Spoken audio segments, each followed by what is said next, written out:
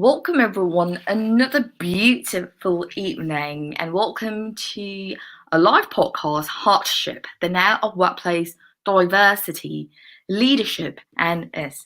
I'm your host. I am your DEI scientist, Mil Duchon, and I'm really excited. I have not done back to back podcasts. I usually do one podcast, one live show a week, but this week I just had to do two because I met a phenomenal human, and she is such an inspiring figure, not just in the community, but in her community at grassroots level and in national level and at a larger scale, at a global level as well. So I'm really honored to bring my guest for today, Priyanka Komala. But before I bring her on, I have to brag about who she is, what she's all about.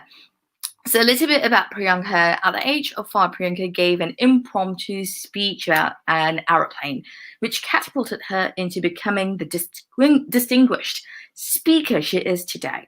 She's the host and producer of the Career Startup podcast to spotlight Asian leaders and inspiring people. Although she had followed the cultural expectation of getting a master's to become an engineer and technologist, Priyanka knew what she wanted to make a bigger impact. She wanted a seat at the table to help others. So she got her MBA. At the US National Academy of Sciences, Engineering and Medicine, she serves as a technology leader in digital transformation projects. Priyanka is a phenomenal woman of color. And when I say a phenomenal woman of color, she's not just changing the paradigm of diversity. She's not just changing the paradigm of what leadership is. She is contributing and she is a success partner with many women of color. She is an active mentor, even with NAP DC, a local organization. And I've had such pleasure working with her, and I continue to have such pleasure working with her. Let me bring her on before I can just talk about her. Let me bring Priyanka Komala to the stage. Welcome, Priyanka. Hi, Mila. Thanks for that wonderful introduction. And it's always a pleasure to continue our collaboration. And I look forward to engaging with the listeners of Hardship. Such a wonderful podcast to be on.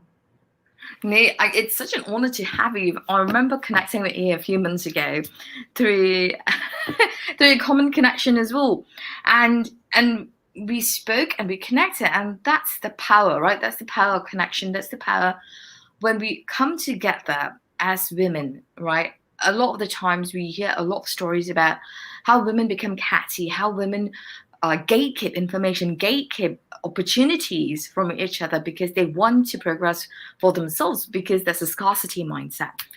But women like you are a great example that we can become each other's success partner. Women like you are a great example that leading with your voice is so important. And that is the topic that we're going to be talking about today. Such a pleasure. And I always enjoy meeting like-minded women who are always focused on elevating each other and helping each other succeed. And you're one of the classic examples, Miller. You've been a wonderful mentor and a source of inspiration to me as well. So I'm super thrilled to share our nuggets of wisdom with our listeners and continue to learn from each other as well. No, I'm so happy. I'm so happy to hear that. Happy to have you. So let's dig into what we're going to be digging in deeper today. So absolutely, and I know that as a woman of color and as I'm going to use the word minority in the fashion of because women are minorities still in the technology field, and you are in the STEM and technology field, but you used your voice in the space of leading, right? Especially right now, not just right now. The fashion, the landscape in the past 10 years, the past 20 years has been such that women in leadership, right, they embody a classical certain prototype of how males lead, right? So you become this aggressive women in leadership. You inherit all those factors as to how men talk, how you lead. But You are flipping the script, and you have been flipping the script. The way that you have led and you continue to lead is through your powerful voice. And I want to get into the first question or explore what motivated you to lead as a woman of color and at that as an immigrant woman. That's such a wonderful question. And thanks for your kind words. It's always nice to hear the impact that you're creating within and outside the community. So let me start by sharing three aspects that create the mindset that I'm in. And one, I always grew up in a mindset that you can be whatever you want. My parents always never put any barriers or constraints. They never made me feel like you're a girl child, especially in a country like India, you know, 20, 30 years ago, where women didn't get the kind of opportunities that we have today. So there was always empowerment. I never had a label about this is how you're supposed to be, this is how you're supposed to look, this is what you should be expected to do and follow societal milestones. So I always had progressive family around me, and I never had to box myself. So it starts with the upbringing that you have. So I never feel like I'm a minority woman, I'm a woman of color, or I'm a woman in a different country trying to create a career for myself.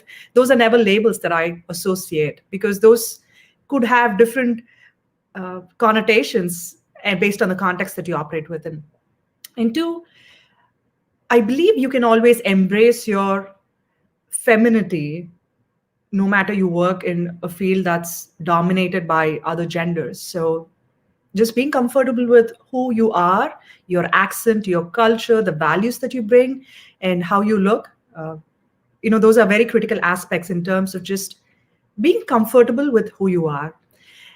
The third aspect that I always believe in is my philosophy of taking the Pac-Man with you.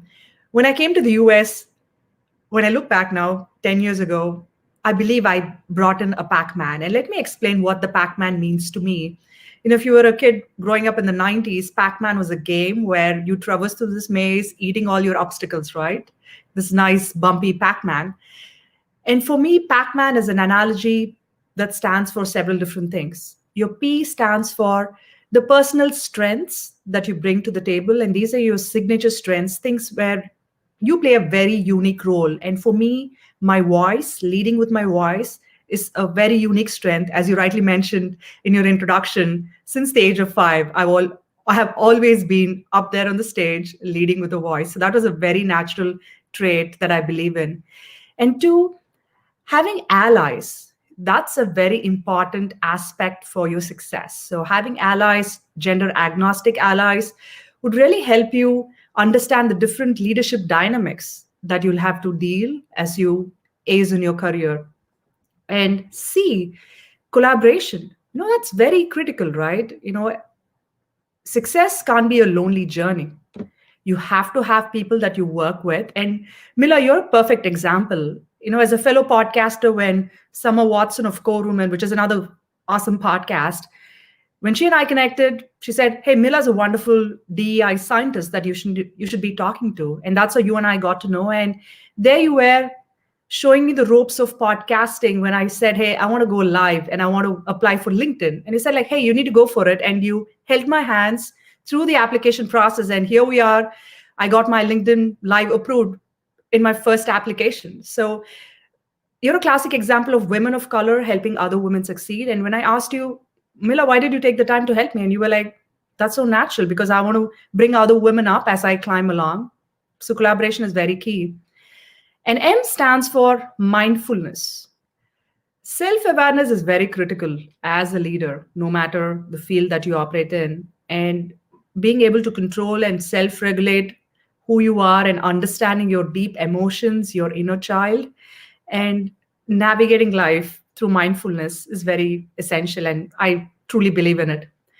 And A stands for acting. A lot of times we have wonderful ideas, we have a board of mentors, everybody gives you great advice, but do you really take the time to invest in those ideas and figure out how do you act and implement?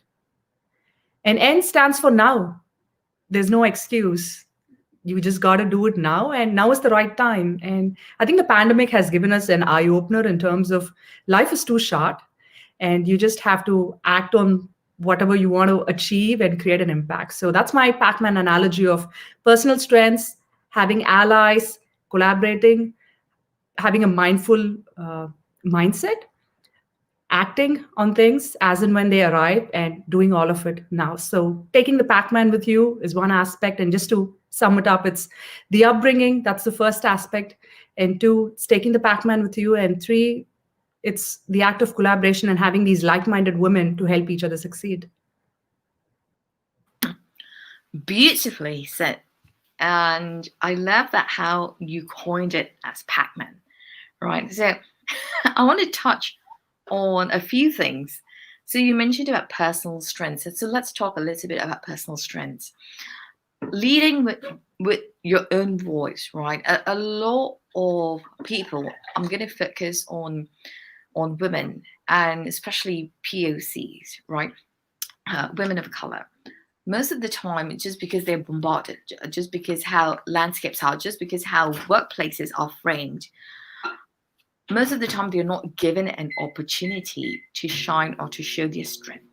Even when they take ownership, because sometimes, a lot of the times we are told, don't wait for that promotion, don't wait until someone notices you, just do it, right? And despite taking all those actions, despite, taking ownership, despite standing out, they get knocked down. And this is where the A comes into place, where you beautifully put allies. It's so important to have them for your own success.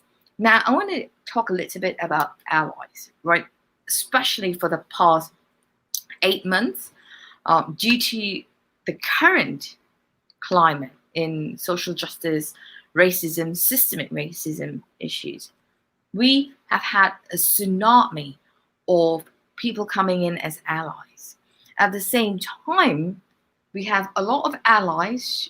On one hand, we have allies who do not know what to say, and they're so afraid, oh, if I say this, I'll offend a lot of people. And then on the other hand, we have got a different type of ally where they want to say, I'm your ally, but I'll take the mic from you, I'll speak for you, catapulting their own journey, forgetting the rest of the BIPOC group.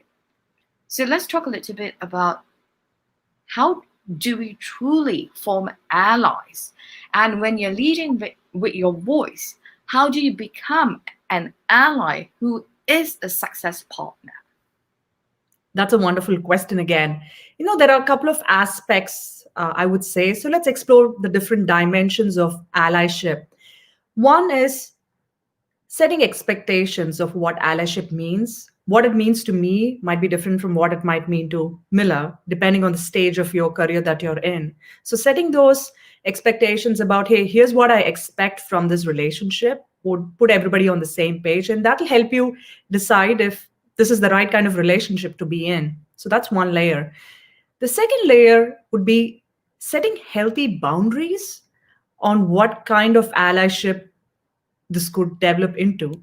Because a lot of people, especially as men, we always talk about having men as allies, but helping them understand, like from a women's perspective, there are a lot of other aspects to it. So it's not just like mentorship, like trying to understand the cultural aspects of your thinking, the emotional aspects, the psychological aspects, and the different aspects of your personal life. Maybe you're juggling with motherhood, work, and your side hustle. So all of these are different aspects of it, which an ally needs to understand. So setting those healthy boundaries so people understand why you're acting in a certain way when a situation arises, that is also crucial. And above all, having open lines of communication where you feel it's a safe space to be in this relationship with your ally and be open about the challenges that you face and get some honest, critical feedback. One of the challenges that we have, Miller, in these mentorship relationships is we try to be too nice, so we don't give any feedback that might come across in a different way to your mentee. But feedback at the right time is crucial, so people can really nip things off the bud, so they don't have to wait until a significant amount of time has passed before they revisit the relationship and figure out there could have been things that we could have done differently because this relationship is not the way I expected the outcome to be. So those would be some critical ways in which allyship could be made more fruitful by setting healthy boundaries, setting expectations, and having open lines of candid feedback. I love that you mentioned about honest critical feedback, right? And I love that how you brought in the aspect of mentorship when we are truly mentors, and in that itself, right? Let's talk about open lines of communication. Communication is such an art, and it is an art. It's a language of love, communication, right? And communication is not easy. Everyone thinks, oh, you need to speak a certain way, you need to articulate a certain way. If you project your voice, you become a strong leader. But communication, to your point, you mentioned a very important facet of the psychological safety aspect of it, right? People want to feel safe. They want to feel welcomed, right? And that's a difference in saying something. It's not what you say, it's how you say it. And it's so important when we are giving honest, critical feedback. I feel that feedback is a two-way street. You can't just get feedback and not have a dialogue with what's going on, right? And and building that allyship is so important in the two-way feedback dialogue process, because trust comes about it. Trust, I feel that your fruit, right? You plant the seed of having honest, open lines of communication and having that two-way street of feedback. The seed that you plant bears fruits of trust, right? And that's such an important facet of it, and that leads really well into your C, which is the collaboration piece, right? And you mentioned something really fantastic just now. For anyone, for you to become success, you also need to understand the different types of leadership. Let's talk about the different types of leadership, and especially using your voice to lead, right? And a lot of the times people feel that leadership is about bossing others and saying, I'm here, so you respect me. If you don't respect me, I'm going to displace you or misplace you. So let's talk about those two aspects and how you can lead with your voice in being a different kind of a leader, and yet you can place people. Two important things as part of leadership. We read a lot of leadership development books. We go to the top business schools to be better leaders. But at the end of the day, listening is such a critical skill that most of us overlook.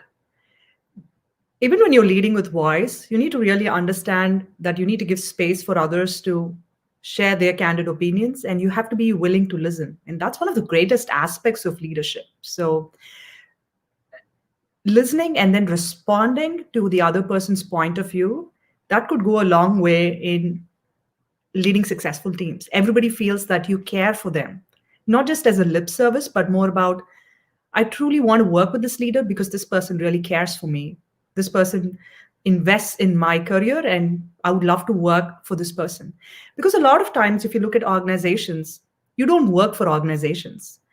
You work because you have a great boss. And that's been my personal experience. I've worked with people who have been amazing mentors to me. And those first bosses, managers, they have the ability to pivot your experiences in a positive way. And I've had I have tremendous respect for all the bosses that I've worked with, because they've helped me in some ways to create a better version of myself. So listening, I would say, is one critical aspect.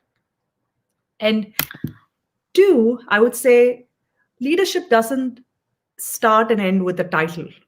Most of the times you feel that you need to get to the senior manager level or senior leadership, C suite, and people are going to listen to me because I'm part of this authority. Gone are those times, and there's a huge paradigm shift. Now, organizations are focused more on servant leadership, where they feel instead of leading with authority, you lead because of your influence, your persuasion skills, the way you treat people. And that's a huge shift. And it's a huge generational shift as well. As you have a lot of, Gen Zs and millennials being an active part of the workforce, the leadership styles have evolved so much that you will have to adapt, because the workforce is undergoing a transformation in itself. So, leading with influence and listening are critical skills. So, you're not focused on displacing people, but looking at aligning these people with your vision so you can work towards creating successful organizations. Beautifully put. I love that. I love that you mentioned about your manager, your first experience with that one particular manager, right, or a boss, shapes in how you view leadership as. It also shapes your identity at the workplace as well.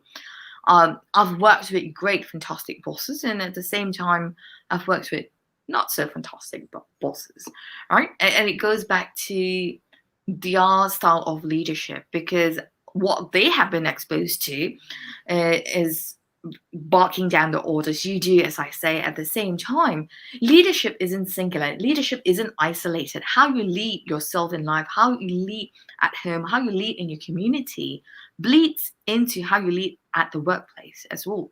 And it's using your voice, because it's not like Priyanka is a different Priyanka at work and a different Priyanka at home, right? You are going to be as authentic, you're going to be vulnerable. Priyanka is Priyanka, you're going to show up as you are.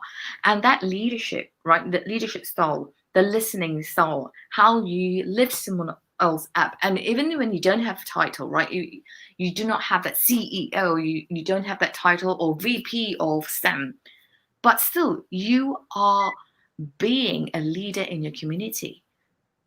Great example is you are with the WIN program with NARP DC. You're contributing in that space, and Thank you you. do it through your podcast, right? You're giving thought leadership in that space, and I love that you mentioned that kind of flows into acting, and and that flows into now.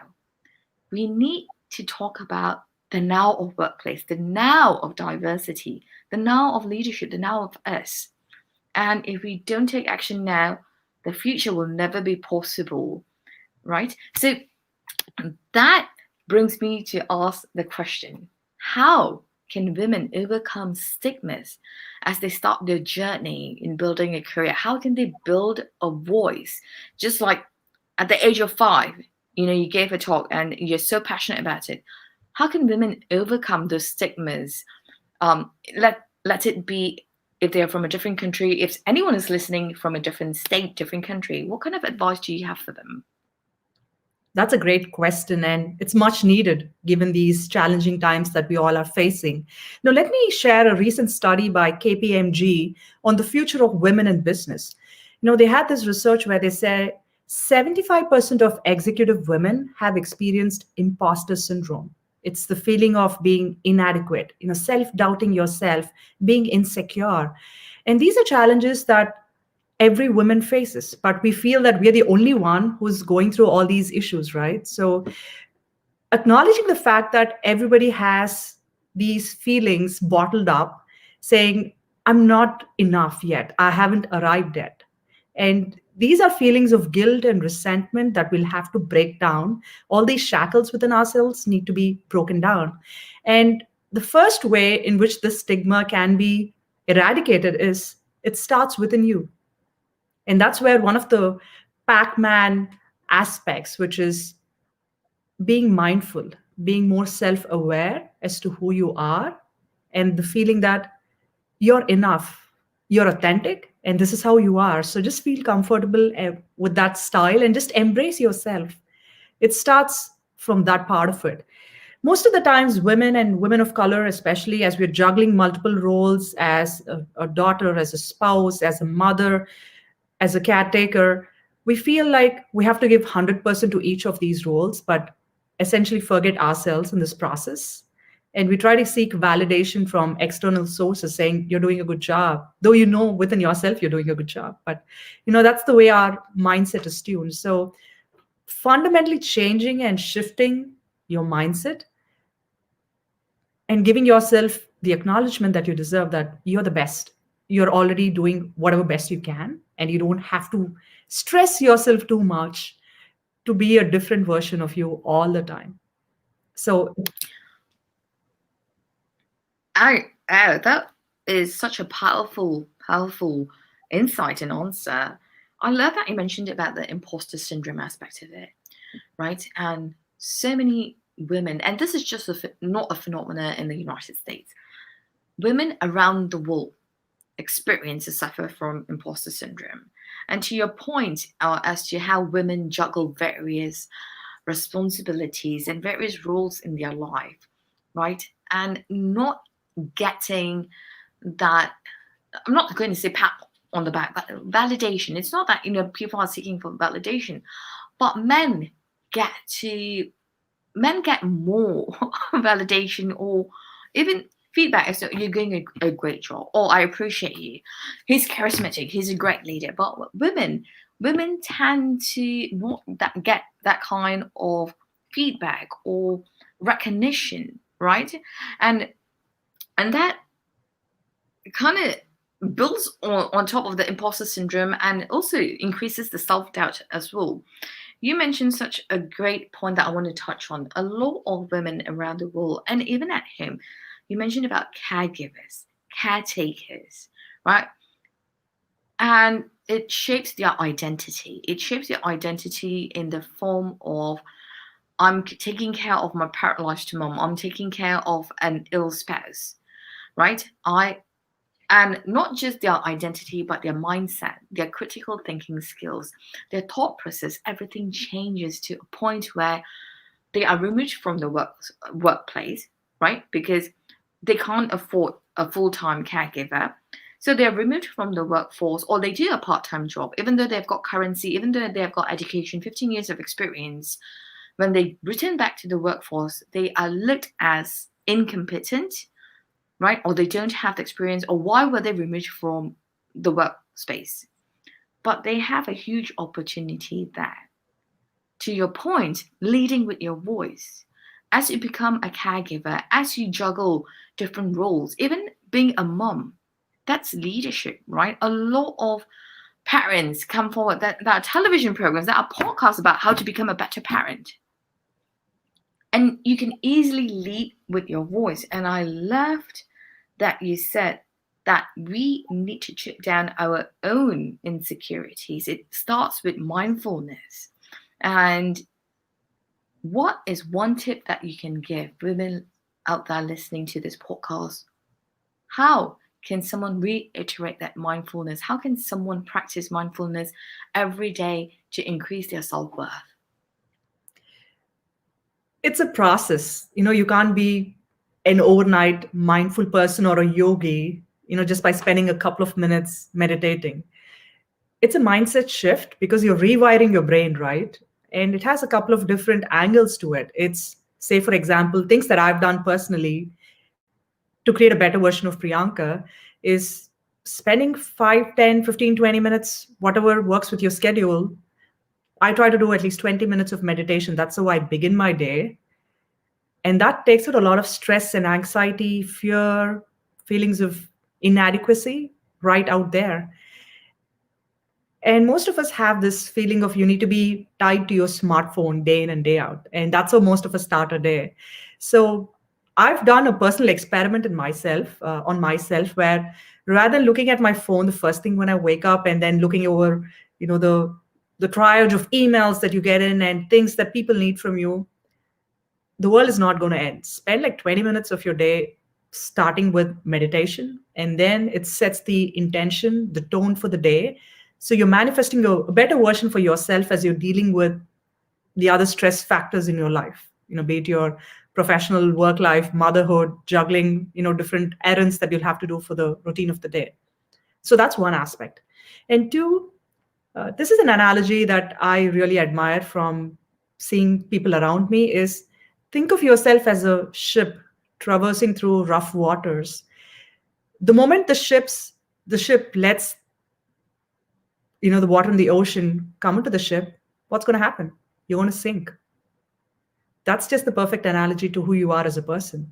Your human body is a huge machine. It can work wonders if you're using it in the right way, rather than sinking up all the negativity that surrounds you and asking for more negativity, trying to figure out more stress factors to create more anxiousness in your life. So don't let the negativity sink into you, because that's not going to do your body any good. So that's rewiring your brain, which takes like small baby steps as you go along that journey. And three, I had this fabulous leader, Diana Osagi. She's the founder for the Academy for Women Leadership, which is based out of England. And she had this awesome aspect where she said, have self compassion. And she gave me a challenge as part of the podcast, which is, hey, Priyanka, for 28 days, for a month, don't say anything critical of yourself. Just be kind to yourself, just the way you want somebody else to treat you. And that was a great self compassion challenge, which I'm trying to keep myself accountable from today. Whatever be the stress factor in your life, things that don't go the way you expect it to be, just be kind, just be good to yourself, and be your best friend. I love that. I love that you mentioned about self-compassion along with rewiring your brain, right? And this is not just woo-woo stuff. And it's scientifically proven that you can rewire your brain, scientifically proven that you can change how you think, change the way that you behave, change even the course of your projection, your journey, based on how you think, based on how you speak to yourself, right? And I want to highlight a really great point that you just made pertaining to self compassion. You took it upon yourself as a challenge to speak positive things to yourself. And this itself is leading with your voice, right? A lot of the times people think that leading with your voice is speaking up for other people. And you mentioned a great point just now, Priyanka, is if you don't do the work for yourself, you can't become that voice, right? You can't become that voice to lead. That's very true. And this, As voice, you rightly pointed out, it doesn't have to be just the external voice of communication. It's the inner voice that needs more attention. yes, yes, a lot of the times we don't even think about it, right? Like for example, when we buy a scone and a hot, what's the what's the highest calorie drink that you can find? Hot white mocha frappuccino, whatever, and then you want to eat a cake. And then what's the first thing that normally most people say? Oh, I'm fat. I'm going to get fat. That's negative self-talk, right? That's not showing self-compassion. Even when applying for a job, oh, I don't fit all the 100%. Yeah, right? And these are all negative talks, not really valuing what we have, right? We again, that external seeking behavior comes into place. I need someone else's validation to tell me that I am good, I am great for this job, or I am ready for this project, right? So I love that you highlighted that self-compassion, and I think everyone should be doing this challenge, leading with the voice. And you're so right, it's not just the external, it's the internal voice, what we tell. And I truly truly truly believe that every part of your body, every cell is listening to what you're thinking and what you're saying.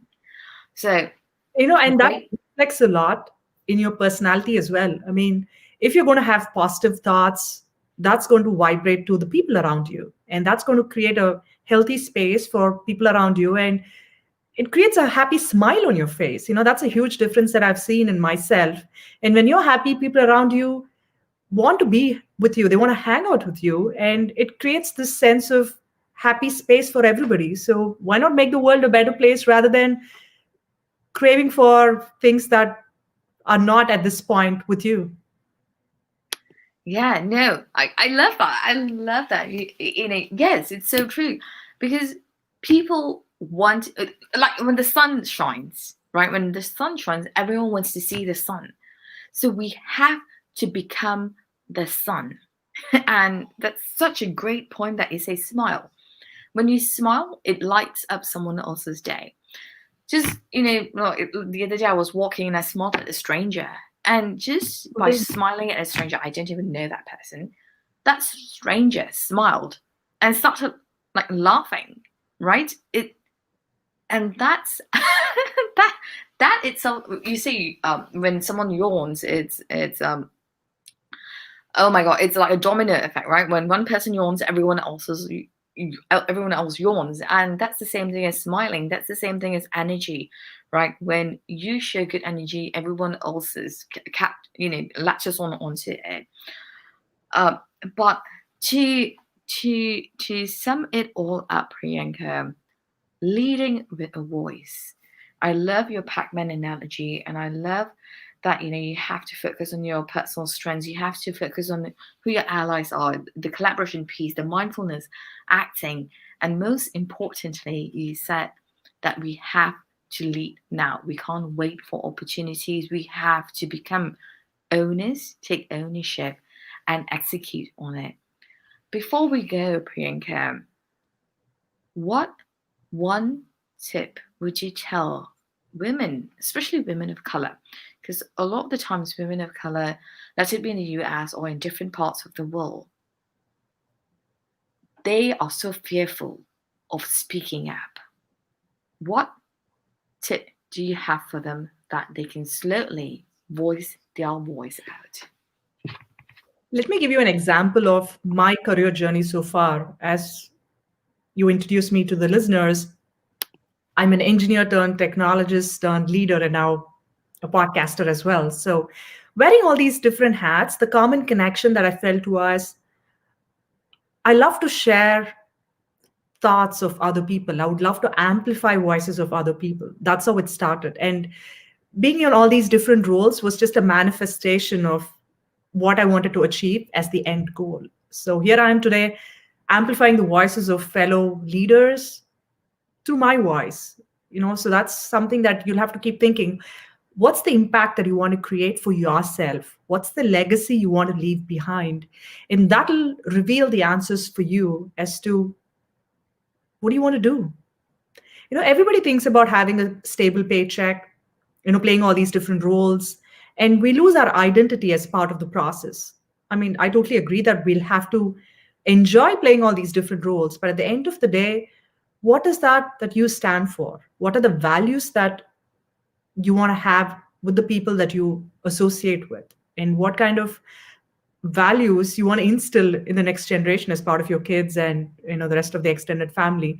Those are critical questions that we'll have to ask ourselves, and that will help us figure out what does the path for you look like. you know do you want to continue speaking about issues that bother you because it's part of the value system that you totally have instilled in yourself? Honesty, integrity, those could be some of the values. Then speaking up when you see something that shouldn't be the way it is, it's just going to be a natural extension of your values and belief system. So one critical question is for you: what is that legacy that you want to leave behind? How do you want people to remember you? And that will help you figure out what your future path needs to look like, and where can you make those micro adjustments to continue to feel happy both internally, externally. Beautiful. Well, Priyanka, thank you for sharing your wisdom. Thank you for sharing this really important tips to lead with your voice. And I love that you mentioned about we have to take action. We have to take action in the now. And that's what hardship is all about, right? We want to lead with your voice. You have to speak out. You want to leave a legacy, to your point. And that legacy is about leading for other people from our hearts, for other beating hearts. Thank you, Priyanka, for coming on Hardship, the Now Workplace Diversity Leadership and It Is. Where can listeners find you? First, I want to say thank you so much for the opportunity, Mila. You've been such a wonderful host, and this feels like a natural conversation that we are having, and I hope it's of value to the listeners as well. And for me personally, it's been a journey. I haven't arrived yet where I feel like I've embraced what leadership means. I always focus on how can I be happy in the moment, because that's what belongs to you. And it takes a little bit of shift in the way you think to really arrive at that particular state of mind. So I would say to everybody, this pandemic has been hard with unemployment, a lot of personal struggles. Things have changed, but keep hope and faith and try to enjoy where you are and create that state of peaceful mindset so you feel that a better day is today. And to our listeners out there, I would love to connect with you all. I'm on LinkedIn. You can follow me on Priyanka Komala. I'm also on Twitter, Priyanka Komala. And Career Startup Podcast is a podcast to spotlight Asian leaders, both business and tech, and allies. And I'm so excited. Mila is going to be a future guest on my show as well. So we're on LinkedIn. You can follow us on Career Startup Podcast on LinkedIn, as well as at Pod Startup on Twitter, and all your favorite podcast streaming platforms. So I would love to hear how this podcast has created an impact. And do subscribe to Mila's podcast, Hardship. It's such a wonderful podcast. And you get a lot of interesting wisdom from different aspects of DEI. And Mila is a fabulous person to get to know.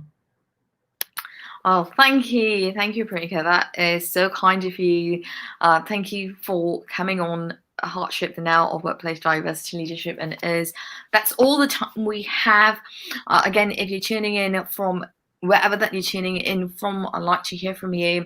Please subscribe on YouTube, on LinkedIn, on Twitter, and on Facebook.